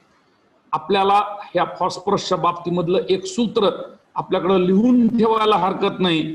ते सूत्र असं आहे की फॉस्फरस, व्हिटॅमिन ए या दोन्ही गोष्टी ह्या माजाशी संबंधित आहेत आणि चांगल्या प्रकारच्या माजासाठी या दोन्ही गोष्टींची गरज असते. व्हिटॅमिन ए, अ जीवनसत्व, आणि दुसरं म्हणजे फॉस्फरस, यांचा सरळ संबंधित आहे. आणि ह्या दोन्ही गोष्टी जर आपल्याला जनावरांच्या बाबतीमध्ये दिसून यायच्या असतील तर माज घडवणारा, उद्युक्त करणारा प्रथिनांचा मारा जनावरांसाठी गरजेचा असतो. प्रथिन, फॉस्फरस आणि अजीवनसत्व हे तिघांशी एकमेकांशी सरळ संबंधित आहेत आणि हे प्रजननाचं सूत्र आहे. माजाच्या प्रजननाचं सूत्र हे प्रथिने, फॉस्फरस आणि अजीवनसत्व ह्या तिघांशी निगडीत आहे. म्हणून अशा प्रकारची जी पुरवठा आहे तो योग्य प्रकारे जनावरांना होणं गरजेचं आहे, हे आपण लक्षात घेतलं पाहिजे. दुसरी महत्वाची गोष्ट, जी जनावरं माझ्यावरती येतात त्या माझावर आलेल्या जनावरांच्या बाबतीमध्ये लक्षणं खूप जोरात असले तरी सुद्धा कृत्रिम रेतन झाल्यानंतर या जनावरांच्या बाबतीमध्ये अंड सुटण्याची प्रक्रिया योग्य प्रकारे घडली पाहिजे. बरेचदा मांस चांगला राहतो, अंड सुटतच नाही, विलंबानं सुटतं, अंड सुटण्यामध्ये अडथळे येत राहतात, अंड दुसरीकडे सुटतं, अंड स्त्री बीजवाहिनीकडे सरकवलं जात नाही, स्त्री बीजवाहिनी बंद असू शकते, अशा अनंत अडचणी आहेत. या बाबतीमध्ये आपलं तपासणी माजाच्या नंतर 1 दिवसानंतर जनावरांची जर तपासणी केली तर पीतग्रंथी सुरू झालेली आहे का, तिची वाढ होते आहे का, किंवा अंड सुटल्याची खात्री आपल्याला स्त्री बीजांडावरती जो खड्डा पडतो त्याच्या तपासणीमधून करता येऊ शकते. म्हणून ज्या जनावरांच्या बाबतीमध्ये आपल्याला शंका असेल तिथं ही दुसऱ्या दिवशीची तपासणी गरजेची असते आणि ही केल्यानंतर आपल्याला चांगल्या प्रकारची निरीक्षण नोंद करून ठेवता येतात. आणि म्हणून ज्या जनावरांच्या बाबतीमध्ये वंध्यत्वाची अडचण आहे त्या जनावरांच्या बाबतीमध्ये कृत्रिम रेतन केल्यानंतर दुसऱ्या दिवशी एकदा स्त्री बीजांडाची तपासणी आपण करू शकता. स्त्री बीजांड हाताळण्याला कुठल्याही कायद्यानं आपल्याला विरोध नाही. पुन्हा एकदा सांगतो, बरेचसे म्हणत असतील तरी सुद्धा जेव्हापर्यंत आपण शास्त्राप्रमाणे काम करतो तोपर्यंत आपल्याला स्त्री बीजांड हाताळायला अजिबात अडचण नाही. आपण स्वतः स्त्री बीजांड हाताळा, स्त्री बीज सुटलं का नाही ते बघा आणि दुसऱ्या दिवशीच्या याच्यामध्ये तो जो खड्डा तयार होतोय स्त्री बीज सुटल्यानंतरचा त्याची तपासणी करा. पुढच्या 5 दिवसानंतर आपल्याला तिथं पीतग्रंथी, ज्याला तुम्ही सीएल म्हणता, कार्पस लुटियम, ते तयार झालेलं तुम्हाला दिसेल, त्याची सुद्धा तुम्हाला खात्री करता येत नाही. मग अशा प्रकारच्या जनावरांच्या बाबतीमध्ये जेव्हा माजाच्या बाबतीमध्ये आपण विचार केला तेव्हा एक शरीर क्रियेच्या बाबतीमधली सगळी माहिती द्यायचा मी तुम्हाला प्रयत्न केलेला आहे. पण मंडळी, जनावर माझावर आल्यानंतर ज्या गर्भाशयामध्ये गर्भधारणा होणार आहे ते गर्भाशय निरोगी असणं गरजेचं असतं. निरोगी गर्भाशयाशिवाय गर्भधारणा होत नाही. आणि राज्यामध्ये जी जनावरं उलटतात, जी जनावरं पुन्हा पुन्हा उलटतात, त्या उलटणाऱ्या जनावरांमध्ये गर्भाशय निरोगी नसणं ही 70% जनावरांची समस्या आहे. ज्या ज्या जनावरांच्या बाबतीमध्ये आपण स्वतः जाऊन औषधोपचार करत असाल तिथं आपल्याला लक्षात येत असेल की माजाच्या दिवशीचा बळस हा खराब निघाला. खराब आहे म्हणजे पांढरा आहे, खराब आहे म्हणजे पिवळसर आहे, खराब आहे म्हणजे धूसट आहे, खराब आहे म्हणजे धुरकट आहे, खराब आहे म्हणजे काचसारखा आहे पण मधूनच त्याच्यामध्ये धागे आले, पांढरे धागे आले. अशा प्रकारचा जर बळस जनावरांच्या बाबतीमध्ये दिसत असेल तर अशा जनावरांमध्ये कृत्रिम रेतन करणं अपेक्षित नाही. याचं पहिलं कारण असं की या जनावरांच्या बाबतीमध्ये माजाचा जो बळस आहे त्याचा पीएच सामू हा बदललेला असतो. पीएच ओळखणं ही फार सोपी गोष्ट. बाजारामध्ये पीएच पेपर मिळतो, तेवढा तुम्हाला पीएच पेपर जर तुमची एखादी पट्टी बाजारात हातात असलं तर लगेच बघता येत राहतं की पीएच किती आहे त्याचा. हा न्यूट्रल असावा लागतो. 6.8, 7, 7.2, 7.4 इथपर्यंत जर असला तर गर्भधारणेची शक्यता असते. तो जसा जसा आम्लधर्मीय होत राहील आणि तो जसा जसा अल्कली धर्मीय होत राहील, म्हणजे तो जर 9 झाला, 8.5 झाला, 8.25 झाला तर, किंवा 5 झाला, 4.5 झाला, अशा प्रकारे जरी सुद्धा तो सरकला तर ही जनावरं गाभण ठरत नाहीत. कुठल्या प्रकारचे रोगजंतू त्याच्यामध्ये आहेत त्याच्यावरून ह्या सगळ्या गोष्टी घडतात. आणि म्हणून सामू तपासणं ही सगळ्यात महत्वाची गोष्ट. हा सामू जोपर्यंत सामान्य होत नाही तोपर्यंत जनावरं गाभण ठरण्याची शक्यता नसते, कारण त्यांच्या गर्भाशयामध्ये रोग प्रादुर्भाव झालेला असतो.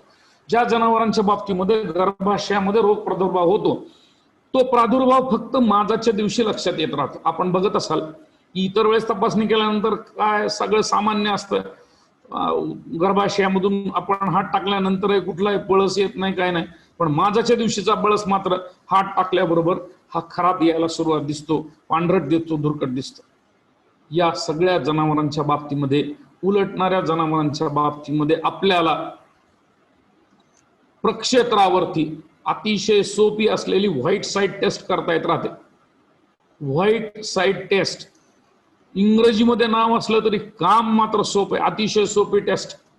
सोडियम हायड्रॉक्साईड 5% सोल्युशन एवढं घ्यायचं आणि त्याच्यामध्ये माजाचा बळस टाकायचा. इक्वल पार्ट म्हणजे सारख्या प्रमाणात. आणि हे जर थोडं उकळलं, कुठल्याही आपल्या परीक्षा नळीमध्ये, बाटलीमध्ये, जी काही वायल आपल्याकडे असते त्याच्यामध्ये, तिथं जर पांढरा प्रेसिपिटेट तयार झाला तर हा जो प्रेसिपिटेट तयार होत राहील, हा जो गठ्ठा तयार होत राहील, तो पिवळसर झाल्यानंतर एंडोमेट्रायटिस म्हणजे गर्भाशय दाह असायची शक्यता स्पष्ट दिसून येत राहते. तो पिवळा पडला की समजायचं राईट, हे जनावर गर्भाशय दाहाने बाधित आहे. म्हणून अशा जनावरांच्या बाबतीमध्ये स्त्री बीजवाहिनी बंद असणे, गर्भाशयामध्ये रोगजंतूंचा प्रादुर्भाव होणे, गर्भाशयामध्ये गर्भ न टिकणे, या सगळ्या गोष्टी घडू लागतात. आपल्या जनावरांच्या बाबतीमध्ये अशा प्रकारचे रोगजंतू कधी गर्भाशयात गेले हे पशुपालकाला कळू शकत नाही. आणि गर्भाशयामध्ये प्रवेश करणारे जे रोगजंतू आहेत ते गर्भाशयाला धन्यवाद देत राहतात की काय छान ठिकाणी येऊन राहिलो, राहायला जागा चांगली, पोषण सर्व प्रकारचं, मागाल त्या गोष्टी, ताजमहाल हॉटेल, जी गोष्ट मागाल ती गर्भाशयामध्ये हजर, वातावरण सुलभ, एअर कंडिशन, पोषक वातावरण, सर्व प्रकारचे स्त्राव द्राव, सर्व प्रकारचे एन्झाइम्स म्हणा, त्याच्यानंतर व्हिटॅमिन्स म्हणा, जीवनसत्व म्हणा, क्षार म्हणा, सगळे जे काही मागाल ती प्रत्येक गोष्ट जंतूंना मिळते. आणि मग वेगवेगळ्या प्रकारचे रोगजंतू वेगवेगळ्या पद्धतीमध्ये वाढत राहतात. आज अ वाढला, उद्या ब वाढतो, परवा क वाढतो, नंतर ड वाढतो. अशा प्रकारचे अनेक रोगजंतू, एक वाढला की तो कमी होत राहतो, पुन्हा दुसरा वाढतो, पुन्हा तिसरा वाढतो, असं होत राहतं. आणि फ्लक्च्युएटिंग टाइप ऑफ इन्फेक्शन म्हणजे वाढत जाणारं पुन्हा कमी होणार, पुन्हा वाढत जाणारं पुन्हा कमी होणार इन्फेक्शन, दाह या गर्भाशयामध्ये निर्माण होत राहतो. अशा गर्भाशयाच्या बाबतीमध्ये बाहेरून केला जाणारा कुठलाही औषधोपचार फारसा उपयोगी ठरत नाही. आणि म्हणून गर्भाशयाला स्वतःची रोगप्रतिकारक क्षमता वाढवण्यासाठी अपेक्षित असणारा औषधोपचार करणं गरजेचं असतं. मग या बाबतीमध्ये गर्भाशय सक्षम करायचं, निरोगी करायचं, तर ते जनावरांच्या शरीरामधल्या शक्तीतून करायचं. अशा प्रकारचं तंत्रज्ञान बाजारामध्ये उपलब्ध आहे. कितीही अँटीबायोटिक वापरले, स्नायूतून द्या किंवा गर्भाशयात सोडा, फारसा परिणाम होत नाही. पण अशा गोष्टी निदर्शनास आलेल्या आहेत की वनस्पतीजन्य उपचार जर करायला सुरुवात केली तर गर्भाशय पूर्वस्थितीमध्ये येण्यामध्ये लवकर मदत होत राहते. सेल्फ इम्युनिटी, स्वतःची रोगप्रतिकारक क्षमता वाढवण्याच्या दृष्टीनं जनावरांना काही चांगले घटक अपेक्षित असतात. आणि याच्यामध्ये गर्भाशयामध्ये असणारी घाण बाहेर टाकणारे घटक, ज्याला आपण इग्बोलिक म्हणतो, इग्बोलिक म्हणजे ते घटक पोटातून घ्यायचे पण त्याचा परिणाम मात्र गर्भाशयावर होऊन गर्भाशयातली सगळी घाण बाहेर टाकायला मदत होत राहते. अशा प्रकारचे जे घटक आहेत त्यांचा वापर वाढवणं गरजेचं आहे. म्हणून ज्या जनावरांमध्ये गर्भाशय दाह आहे अशा जनावरांची स्वतःची रोगप्रतिकारक क्षमता वाढवण्यासाठी वनस्पतीजन्य औषधोपचाराची अतिशय चांगल्या प्रकारे उपयुक्तता दिसून आलेली आहे. महाविद्यालयामध्ये आणि आमच्या पशुवैद्यकीय महाविद्यालयामध्ये आम्ही जेव्हा वंध्यत्वाचे वेगवेगळे प्रयोग करतो तेव्हा आमच्या असं निदर्शनास आलेलं आहे की हे इंजेक्शन सोडू का ते इंजेक्शन सोडू, ते इंजेक्शन टोचू का ते इंजेक्शन टोचू, असे हजारो रुपयाचे खर्च करण्यापेक्षा काही वनौषधींचा जर वापर केला तर त्याचा निश्चित फायदा होत राहतो. आणि अशा प्रकारच्या वनौषधी बाजारामध्ये आहेत ज्या गर्भाशयाला कळा निर्माण करतात, गर्भाशयामधली सगळी घाण बाहेर पाडतात आणि गर्भाशयाची रोगप्रतिकारक क्षमता वाढवतात. ती कशी वाढवतात? अजून एक गोष्ट, ती वाढवायसाठी फक्त कळा नाहीत गर्भाशयाला येत, फक्त गर्भाशयातली घाण नाहीत त्या बाहेर टाकत, गर्भाशयामधला रक्तप्रवाह वाढवतात. हा रक्तप्रवाह वाढला की पांढऱ्या रक्तपेशी, ज्याला फायटर सेल्स आपण असं म्हणतो, अतिशय सक्षम असणारी अशी यंत्रणा, ही पोलीस यंत्रणा रक्तातली गर्भाशयात पोहोचते आणि मग रोग जंतू दिसला की मारला. अशा प्रकारे रोग प्रतिकार त्या करतात आणि शरीरामध्ये स्वतःची ताकद निर्माण करतात, गर्भाशय निरोगी व्हायला मदत होत राहते. असा औषधोपचार प्राधान्यानं वापरणं गरजेचं आहे. आणि हे करण्यासाठी आपल्याला जी संधी मिळते ती संधी दवडता कामा नये. म्हणजे गाय व्याली किंवा म्हैस व्याली आणि 60व्या दिवशी माझ्यावरती आली, एका पशुपालकांना 60व्या दिवशी आल्याच्या दिवशी भरवली की पुढचे 4-5 महिने ती उलटतच राहते, कारण पहिल्याच दिवशी भरवली. माझावर आल्यानंतर गर्भाशय स्वच्छ होतं का नाही ह्याची तपासणी नाही केली. कुठल्याही प्रकारच्या माझाच्या बाबतीमध्ये निदान नाही झालं आणि पहिल्याच माझाला भरवली तर गाय उलटत राहते. उलट दुसऱ्या एका पशुपालकाने पहिल्या माझाला गाय सोडून दिली, पण गर्भाशय स्वच्छ आहे का नाही याच्याकडे जागरूकपणे चौकशी केली, लक्ष दिलं आणि गर्भाशयामध्ये कुठलाही दाह नाही हे पाहणी करून पुढच्या वेळेसच्या माझाला जर गाय भरवली तर ती एकाच वेतनामध्ये गर्भधारणा झालेली असते.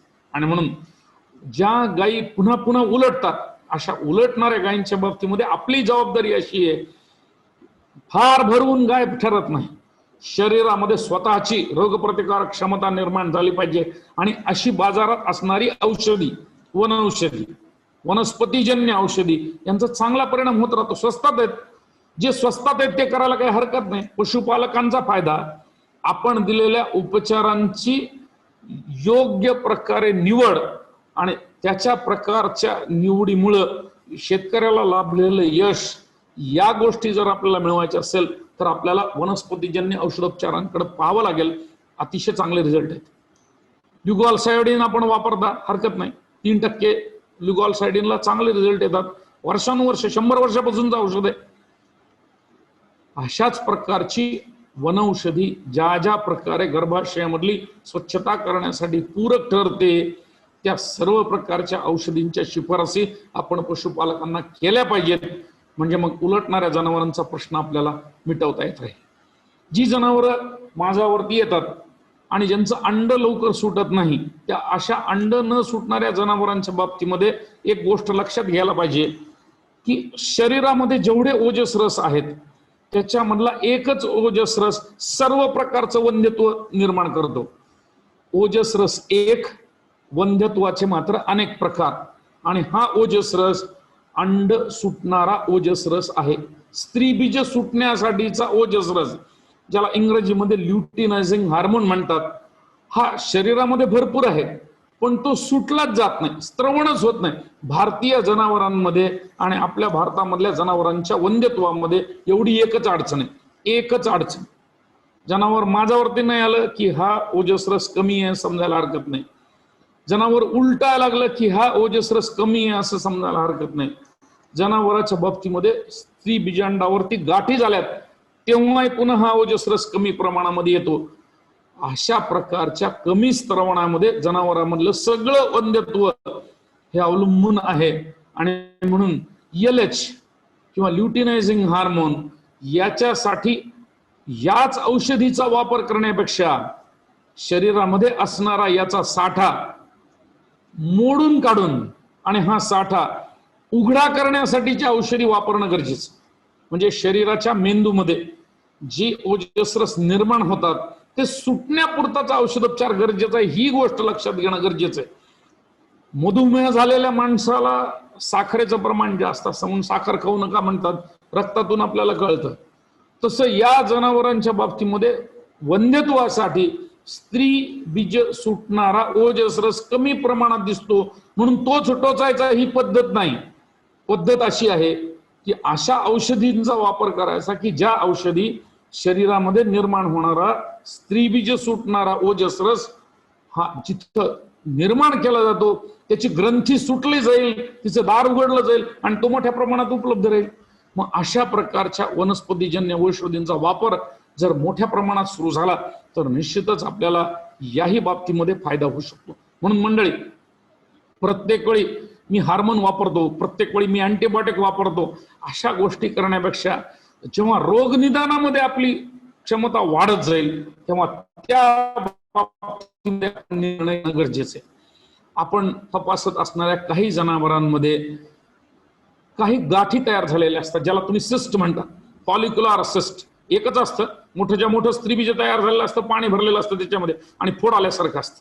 किंवा दुसऱ्या प्रकारचं सिस्ट असतं त्याला म्हणतात लुटियल सिस्ट, सिस्टिक ओव्हरी मधला हा दुसरा प्रकार. याच्यामध्ये सुद्धा फार मोठ्या प्रमाणात घट्टपणा ओव्हरीवरती दिसून येत राहतो. पीतग्रंथी अर्धवट झालेली असते, विकृत झालेली असते, पूर्ण तयार झालेली नसते आणि म्हणून तिच्यामध्ये बदल दिसत नाहीत.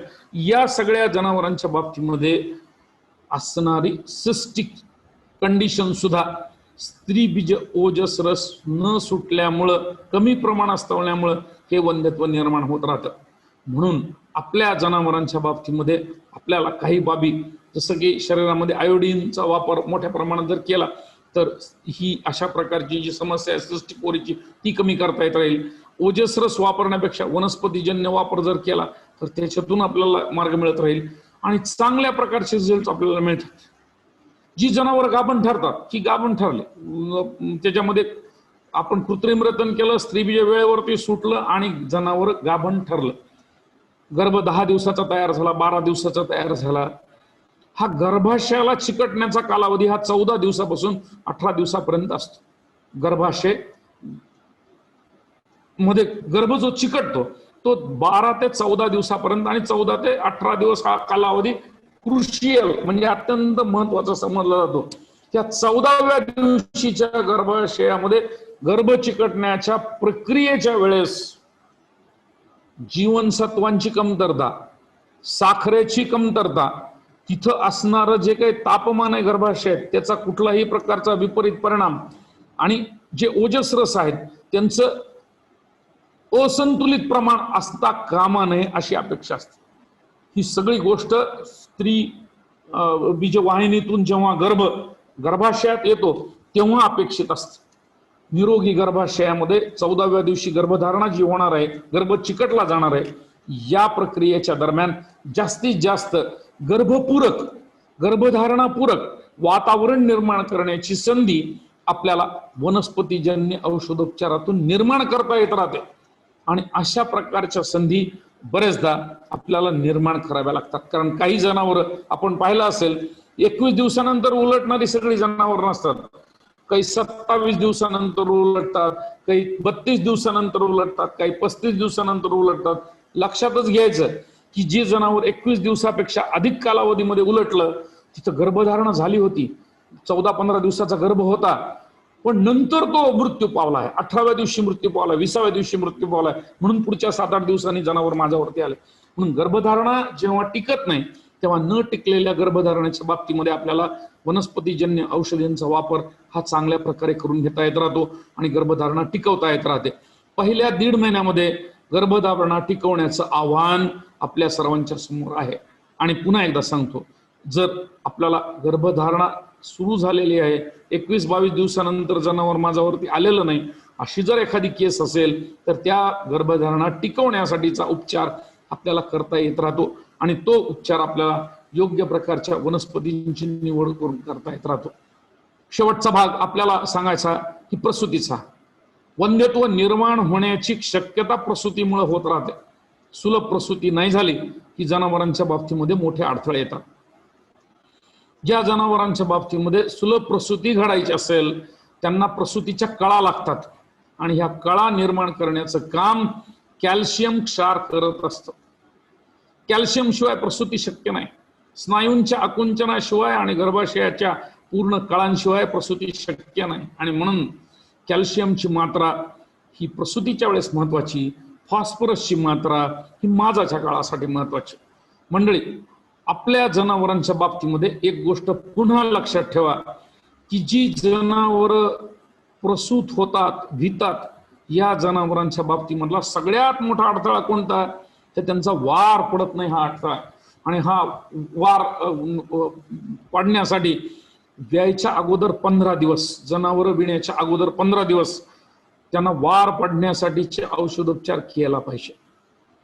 अजून तरी पशुवैद्यक शास्त्रामध्ये अशा प्रकारची पद्धती वापरली जात नाही. हे बरेचदा असं घडतं की जनावर वितात, सुलभपणे वितात, वासरू चांगलं असतं, दूध भरपूर असतं, पण वारच पडत नाही. 24 तास उलटून गेले, मग नंतर त्याचा पू झाला, मग त्याचा गर्भाशय दाळ झाला, अनंत आणि अशा प्रकारच्या अडचणी येत राहतात. कारण वार हा गर्भाशयापासून सुटलेला नसतो. वार गर्भाशयापासून सुटण्यासाठी विण्याच्या अगोदर 15 दिवस वनस्पतीजन्य औषधी, जी की वार सुटण्यासाठी आपण व्याल्यानंतर वापरतो ती आधी वापरायची.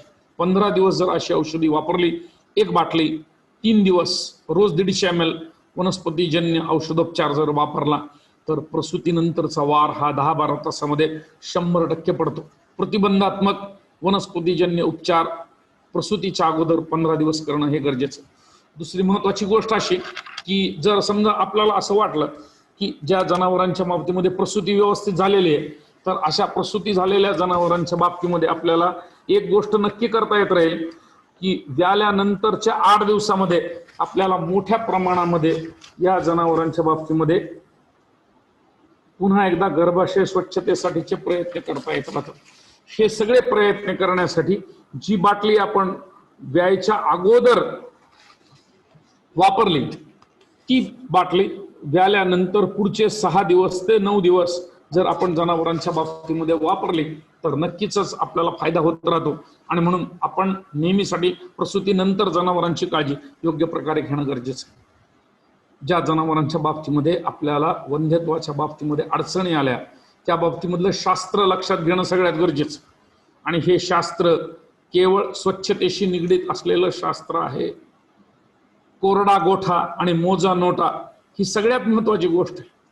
पावसाळ्याचे काही दिवस जर सोडले तर वर्षामधले 330 दिवस 335 दिवस गोठे कोरडे असले पाहिजेत. आणि गोठ्यामध्ये थेंबभर पाणी पडलं तर आपल्याला संताप झाला पाहिजे. आपण सांगितलं पाहिजे असल्या ओल्या गोठ्यामध्ये जनावरांना रोग होणार. गोठा हा नेहमी कोरडा असला पाहिजे. मुक्त संचार पद्धतीच्या मध्ये सूर्यप्रकाश दररोज येत राहतो म्हणून गोठा कोरडा राहतो. पण तत्व असं आहे की कोरडा गोठा आणि मोजा नोटा. ओल्या ठिकाणी रोगजंतू, जीवाणू, विषाणू आणि फंगस ज्याला आपण म्हणतो त्या सगळ्यांची वाढ ही ओल्या ठिकाणात होते, कोरड्या ठिकाणी होत नाही. आणि सूर्यप्रकाशासारखं दुसरं निर्जंतुकीकरणाची औषधी कुठेही उपलब्ध नाही. आणि म्हणून ह्या गोष्टींचा वापर जर जनावरांच्या बाबतीमध्ये झाला तर निश्चितच आपल्याला फायदा होऊ शकेल. कुठल्याही जनावराच्या वंध्यत्वाच्या बाबतीमध्ये निदान होणं सगळ्यात महत्वाचं आहे. आणि ह्या निदानासाठी पशुपालक जागरूक असला पाहिजे. आणि आपण जी औषधोपचाराची निवड करणार आहोत ही निवड पशुपालकांना सुलभ असली पाहिजे. अनेक लोक अँटीबायोटिक वापरतात, खूप मोठ्या प्रमाणात अँटीबायोटिक वापरतात. पण विद्यापीठामध्ये आमच्या स्वतःच्या शिफारसी अशा आहेत की आता ह्या अँटीबायोटिकचा वापर कमी झाला पाहिजे आणि याच्याऐवजी नवीन सुधारित तंत्रज्ञानाचा वापर आपण केला पाहिजे. कारण योग्य रिझल्ट्स आणि योग्य प्रकारे उपचाराची दिशा ही वनस्पतीजन्य औषधोपचारामध्ये आहे.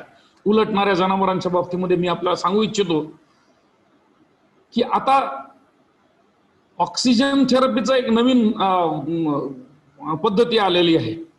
ओझोन थेरपी असं त्याला म्हणतात. गर्भाशयामध्ये सरळ सरळ ओझोनचा वापर, ऑक्सिजनचा वापर करतात. निरोगी वातावरण होण्यासाठी ऑक्सिजनची गरज आहे. ऑक्सिजन नसला की मग तिथं रोगजंतू वाढतात.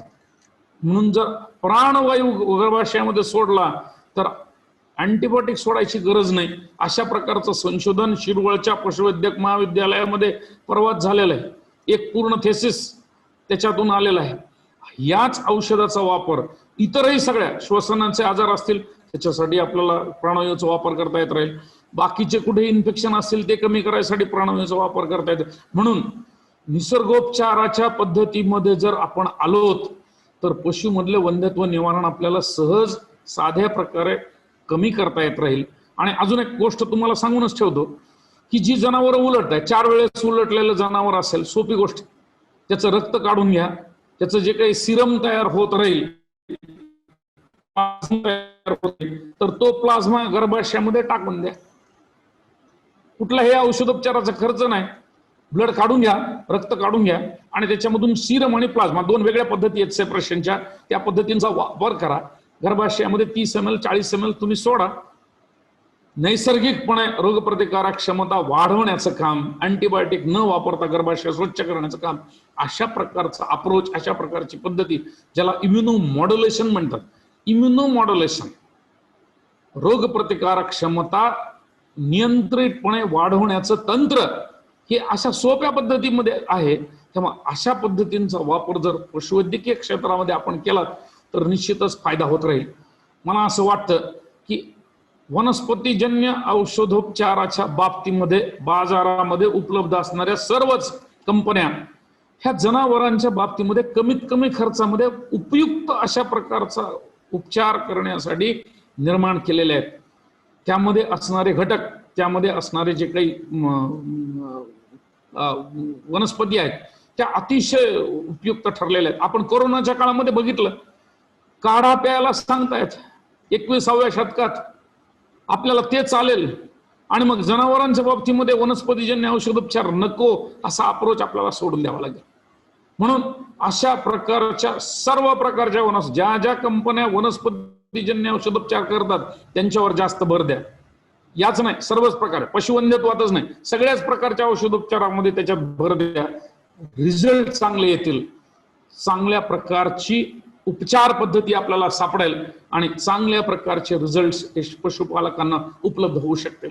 म्हणून मला असं वाटतं की आपण शाश्वत विचार करणं गरजेचं, शाश्वत दीर्घकालीन विचार करणं गरजेचं आहे. आणि हा विचार ज्या ज्या नवीन पद्धतीमधून होतोय त्या पद्धती स्वीकारण्यासाठी आपण तयार असलं पाहिजे. आज रूट्स बायोटेक या कंपनीनं मला इथं बोलण्याची संधी उपलब्ध करून दिली आणि यामध्ये चॅटमध्ये 2-3 प्रश्न आहेत की वनस्पतीजन्य औषधांची सर माहिती द्या. मी आपल्याला एक गोष्ट सांगू इच्छितो की प्रत्येक वंध्यत्वाच्या बाबतीमध्ये वेगवेगळ्या प्रकारच्या वनस्पती उपयोगी पडतात. माझ्यावर जे जनावर येत नाही ते माझ्यावर आणण्यासाठी वनस्पतीजन्य आपण वर्षानुवर्ष करत आलो. जेवढ्या काही टॅबलेट्स आणि जेवढ्या काही आपल्या गोळ्या बाजारामध्ये उपलब्ध आहेत त्याच्यामध्ये क्षार आहेत, वनस्पती जन्य उपचार आहे आणि त्यातूनच जनावर माझ्यावरती येत राहतात, हे आपल्याला माहिती आहे. याच प्रकारे गर्भाशय स्वच्छतेसाठीच्या असणाऱ्या वनस्पतीजन्य जे काही बाजारामध्ये ट्रेड नेम्स तुम्हाला माहिती आहेत ते सगळे आपल्याला वापरता येत राहतात. ओजस रसांच्या बाबतीमध्ये सुद्धा चांगला सुलभ परिणाम घडून आणण्याची ताकद वनस्पतीजन्य औषधांमध्ये आहे.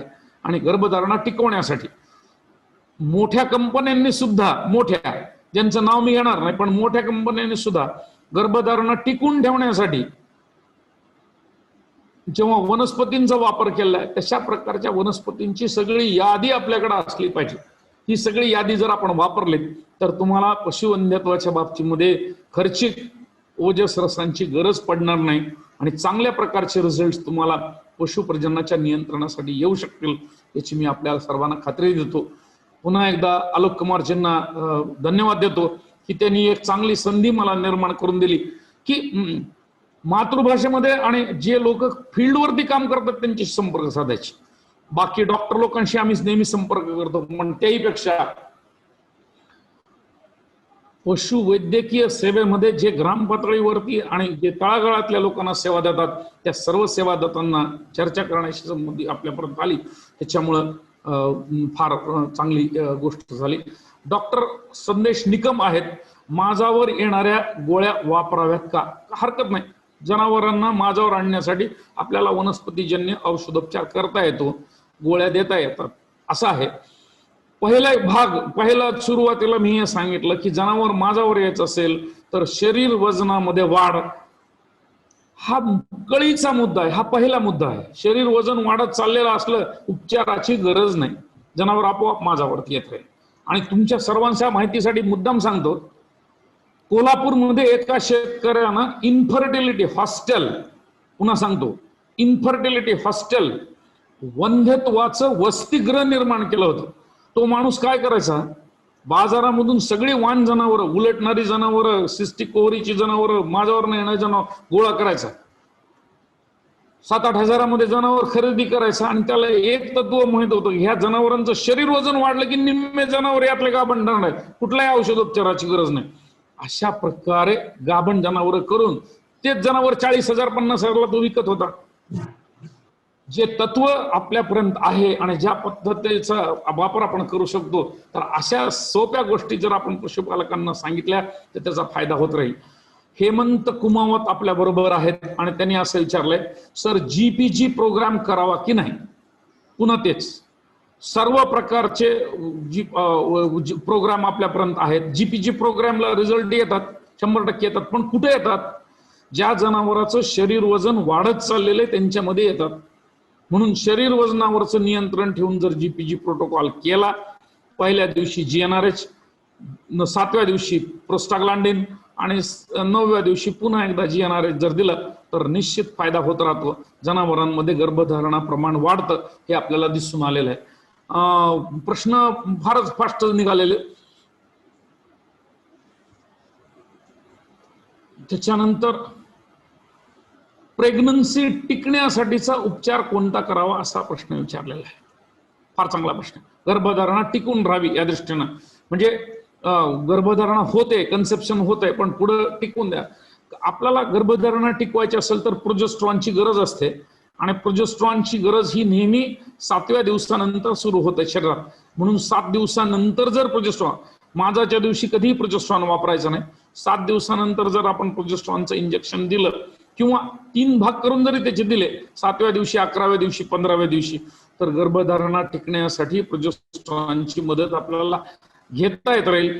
वनस्पतीजन्य उपचार बाजारामध्ये उपलब्ध आहेत. पुन्हा एकदा तेच सांगतो की मी कंपन्यांचं नाव घेणार नाही, पण औषधोपचार हे गर्भधारणा टिकवण्यासाठी वनस्पतीजन्य उपलब्ध आहेत. काय प्रश्न सर, गाय लावल्यानंतर हार्मोनची इंजेक्शने द्यावी का? फार चांगला प्रश्न आहे. एखादी गाय भरवली, भरवतानाच्या सगळ्या चुका टाळायच्या, कुठलंही इंजेक्शन द्यायची गरज नाही. स्त्री बीज सुटण्यासाठी, गर्भधारणा घडण्यासाठी, शाश्वत अशा प्रकारे गर्भधारणा होण्यासाठी आम्ही जो प्रयोग केलाय त्याच्यामध्ये गुळ, 10 दिवस गुळ, 100 ग्राम गुळ गाईला चांगल्या प्रकारे गर्भधारणा टिकून राहते. मिनरल मिक्सचर, क्षार पावडर 10 दिवस गर्भधारणा, आपलं कृत्रिम रेतनानंतर गर्भधारणा टिकून राहते. अश्वगंधा, शतावरी उपलब्ध आहे बाजारात. गर्भधारणा टिकवण्यासाठीचे जीवांती, ज्याला आपण लेप्टॅडन टॅबलेट म्हणतो, जीवांती, ते सुद्धा याच्यासाठी उपयोग. 10 दिवस याचा उपचार. या सगळ्या गोष्टीचा आपण साकल्यानं विचार केला पाहिजे की गर्भधारणा टिकवण्यासाठीचं वातावरण आपल्याला निर्माण करणं. चार्ट एकदम बंद झालेला आहे सर, एकदा चार्ट पुन्हा एकदा बघूया, म्हणजे मग अजून काही प्रश्न 10-5 घेता येत राहतील. आलोक कुमारजी, काही प्रश्न अजून घेता येत राहतील चार्ट मधून? हा, पुढचा आहे, गाय भरवण्यासाठी गेलो असता आत हात टाकल्यावर ओहरीला हात लागायला नाही पाहिजे, ते बरोबर आहे का? नाही नाही, जे हात टाकतात त्यांनी ओहरी तपासल्या पाहिजेत आणि प्रत्येकानं तपासल्या पाहिजेत, हे म्हणणाऱ्या मधला मी आहे. त्याच्यामुळे हे बघा काय प्रश्न आहे. जनावर गाभण राहण्यासाठी वनस्पतीजन्य औषधींची, अश्वगंधा, शतावरी याचा वापर होतोच, पण शिवाय बाजारातही काही काही कंपन्यांचे चांगले औषधोपचार उपलब्ध आहेत, ज्याचे ट्रायल्स आम्ही घेतलेले, तर ते तुम्हाला वापरता येत राहील. सगळ्या नामवंत कंपन्यांकडे किमान 10-12 वनस्पतीजन्य औषध, त्याची आधी पहिल्यांदा आपल्या डायरीमध्ये ठेवा, ते पहिल्यांदा वापरा, मग बाकीच्या अँटीबायोटिकला आहे. गाय माझावर आल्यानंतर पाना सोडत राहते, काय करावे? ज्या गायी माझावरती आल्यानंतर पाना सोडतात त्याच्यातली गोष्ट अशी आहे की मशीनमध्ये ही गोष्ट तर दिसतेच, किंवा म्हैस माझावर आल्याच ओळखायला सडत आठरलेले असतात, त्याच्यामध्ये दूध उतरलेलं असतं, असं मशीनच्या बाबतीमध्ये. तर गायींच्या बाबतीमध्ये असं घडतं, एखाद दुसऱ्या दिवसापुरतं हे गोष्ट घडते, इतर वेळेस ही गोष्ट घडत नाही. माझाच्या काळामध्ये पुन्हा एकदा पाना पूर्ववत व्हावा आणि तो अवेळी सुटू नये, अशासाठी आपल्या जनावरांच्या बाबतीमध्ये अश्वगंधा आणि शतावरीचा वापर वाढवा, तुम्हाला त्याच्यातून रिझल्ट चांगले मिळतील. काय प्रश्न? गीर गायीच्या माझाचा पिरियड जास्त काळ असतो तर AI केव्हा करावं? पुन्हा तोच प्रश्न, सुंदर प्रश्न. कोणती गाय कधी भरवावी हे याचं उत्तर पशुपालकांनी द्यायला पाहिजे, कारण माझाच्या 3ऱ्या टप्प्यात गाय भरवायची एवढं आपलं तुमचं माझं शास्त्र सांगतं. म्हणून तुमची गाय किती वेळ माझ्यावरती राहते हा प्रश्न जोपर्यंत तुम्ही विचारणार नाही महाराष्ट्रातल्या प्रत्येक पशुपालकाला, तोपर्यंत तो सगळं आपल्यावरच सोडल. पहिल्या टप्प्यात जर गाय भरवली तर गाय ठरणार नाही, आणि म्हणून किती वेळ माझ्यावर राहते हे तपासण्यासाठी पहिला मास सोडायला सांगा. तुम्हाला सांगेल की ही गाय 24 तासाची, ही गाय 36 तासाची, ही गाय 48 तासाची, त्याप्रमाणे तुम्ही कृत्रिम रेतनाची वेळ पुढे पुढे वाढवा, म्हणजे तुमचा फायदा होत राहील. मिनरल मिक्सचर हेल्पफुल आहे का गाभण राहण्यासाठी? नक्कीच आहे. पहिल्या 10 दिवसामध्ये मिनरल मिक्सचर जर दिलं तर गर्भधारणाचं प्रमाण वाढतं. माझा मोबाईल नंबर विचारलाय, मी 2 मोबाईल देणार, एक विचारलं मी 2 सांगतो. मी 2 मोबाईल नंबर आपल्याला देतो. पहिला नंबर आहे 94 226 57 251. पुन्हा एक सांगतो, 94 226 57 251. दुसरा नंबर आहे 82 37 68 21 41. पुन्हा एकदा सांगतो, 82 37 68 21 41. याच्याशिवाय हे तर पैसे लागतील तुम्हाला, 1 रुपया तर किमान 60 पैसे काय जे असेल ते लागतील. टोल फ्री नंबर आहेत शासनाचे, तेही नंबर तुम्हाला सांगतो, ते फार महत्वाचे, तुम्ही त्याचा वापर करायला पाहिजे. तिथल्या लोकांची झोपमोड तुम्ही करायला पाहिजे. त्यांचा टोल फ्री नंबर आहे 1800-233-0418 हा पशुसंवर्धन खात्याचा नंबर आहे. पुन्हा सांगतो, 1800-233-0418 आणि दुसरा 1800-233-3268 हा आमच्या विद्यापीठाचा नंबर आहे, टोल फ्री. पुन्हा सांगतो, 1800-233-0418 अशा प्रकारचा हा नंबर आहे. त्यामुळे तुम्ही ह्या दोन्ही फोन नंबरवरती टोल फ्री, नाही तर माझ्या नंबरवर कधी तुम्ही व्हॉट्सअपवर, दोन्ही व्हॉट्सअप आहेत, कुठलाही प्रश्न कधी विचारा. सर, मायांग बाहेर येण्याची प्रॉब्लेम भारतीय गोवंशाच्या एखाद्या गायीत असला तर उपचार केला तरी थांबत नाही. पाठीमागचा जो कटीचा भाग आहे त्याच्यामधले स्नायू ढिले पडल्यानंतर ते पुन्हा आकुंचित पावणारा कुठलाही वनस्पतीजन्य उपचार अजून तरी शोधला गेलेला नाही. म्हणून एकदा भांड पडलं की नेहमीसाठी पडत राहतं. भांड पडणं ही फार मोठी समस्या नाही, काळजी घ्यावी लागते हा त्रास आहे, आणि हा त्रास पशुपालकाला घ्यावा लागतो. यासाठी चुंबळ बांधून ठेवण्यासारखा सुंदर उपाय दुसरा कुठलाही नाही. पोटावरचं जे लोड आहे ते जर कमी केलं, म्हणजे खाण्यापिण्यामधले तुकडे करून दिवसभरात जेवढा चारा टाकायचा तो जर 4-5 वेळेस थोडा टाकला, पाणी पाजवताना 2दा-3दा पाणी पाजवण्यापेक्षा जर दिवसभर थोडं पाणी पाजवलं तर पोटावर लोड येत नाही आणि गर्भाशय बाहेर येत नाही, म्हणजे निर्णातून कुठलाही भाग दिसत नाही. आणि शिवाय तिसरं असंही जरी झालं तरी पुन्हा शेपूट गव्हाणीकडं आणि तोंड हे पाठीमागच्या बाजूकडे जर केलं तरी सुद्धा ह्याचा काही आपल्याला अडथळा येत नाही. उन्हाळ्यात म्हशी गाभण राहत नाहीत, काय करावे? म्हशींच्या बाबतीमध्ये उष्णतेचा प्रश्न असतो आणि 100% म्हशी गाभण राहतात. उन्हाळ्यामध्ये बऱ्याचशा पशुपालकांना यश मिळत आहे. 10 दिवस पाणी अंगावरती टाकणं ही जी प्रक्रिया आहे तर ती जर चालू ठेवली तर ती आपल्याला उपयोगात निश्चित उपयोग पडेल. जार पडण्यासाठी दिली जाणारी औषधी आधी दिल्यास दुष्परिणाम आहेत का? अजिबात नाही. द्यायच्या अगोदर 15 दिवस एखाद्या जनावराला वार पडण्यासाठीचं औषध देणं याच्यात कुठलाही दोष नाही. 15 दिवस आपल्याला जनावराच्या बाबतीमध्ये औषधोपचार करता येत राहतो. आणि बाजारामध्ये असणारे सगळे वार पडणारे औषध सगळे हे दिल्यानंतर द्या म्हणणाऱ्याच कंपन्या आहेत सगळ्या. अजूनही 21व्या शतकामध्ये जेव्हा आम्ही विद्यापीठातली मंडळी शिफारस करतो की हा वनस्पतीजन्य उपचार आहे, सुलभ आहे, सुरक्षित आहे, तो 15 दिवस अगोदर दिल्यानं गाय लवकर विणार नाही, हे सांगितल्यानंतरही एकाही कंपनीनं अजून डेअरिंग केलेली नाही की 15 दिवस अगोदर औषधोपचार करता येऊ शकतो. पण आपण सर्वांनी तो जरूर करा, याच्यासाठी माझी स्वतःची शिफारस आहे. गीर गाय भरवली तरी राहत नाही. उलटणाऱ्या गायींच्या बाबतीमध्ये प्रत्येक गायीचा प्रश्न वेगळा वेगळा आहे. आपण त्या दिवशी माझाच्या दिवशीचा व्हॉट्सअप जर केला तर मी आपल्याला औषधोपचाराची दिशा सांगू शकेल. फॉस्फरस कमतरतेमुळे दाणेदार किंवा पावडर किंवा शेतीतले फॉस्फरस वापरले तरी चालेल का? बाजारामध्ये याहीपेक्षा नवीन तंत्रज्ञान आलेलं आहे. रूट्स बायोटेककडे नवीन प्रकारची औषधी उपलब्ध आहे. त्याच्यामुळे नॅनो टेक्नॉलॉजी मधला फॉस्फरस कसा वापरावा हे आपल्याला कंपनीतर्फे आलोक कुमारजी सांगतील, ते वापरा. साधा डायरेक्ट युरिया वापरायची गरज नाही. रिसेप्टाल इंजेक्शन देण्याचे योग्य आहे का? रिसेप्टाल वापरल्यानंतर बरेचदा रिझल्ट येतात. त्याच्यापेक्षा आपण ते जर वनस्पतीजन्यवर शिफ्ट झालो किंवा त्यात जर बदल करून घेतला तर कमी खर्चामध्ये आपल्याला ह्या गोष्टी घडवता येत राहतील असं मला वाटतं. आलोक कुमारजी, मला असं वाटतं की प्रश्न भरपूर आहेत, तर अशाच प्रकारचे प्रश्न जनरेट व्हावेत आणि मनात शंका राहाव्यात म्हणून आपण आजचा कार्यक्रम घेतला. बाकीच्या प्रश्नांना मी सतत उत्तरं देत राहीन. आपल्या माध्यमातून सर्वांना बोलण्याची संधी मिळाली त्याबद्दल सर्वांचे पुनश्च एकदा धन्यवाद मानतो आणि मला थांबण्याची आपण परवानगी द्यावी.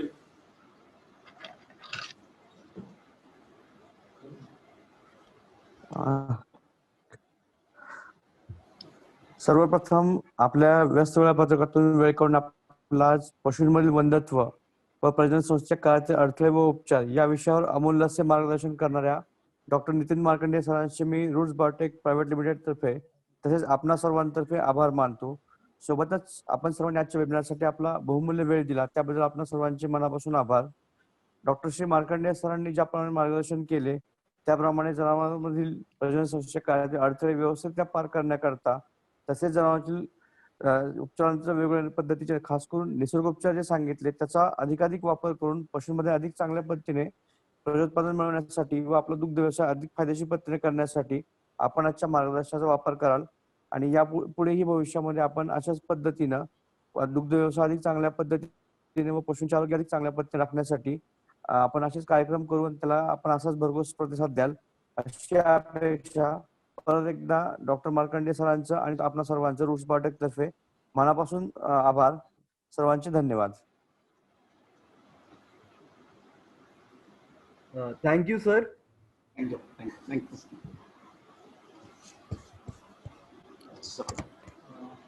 36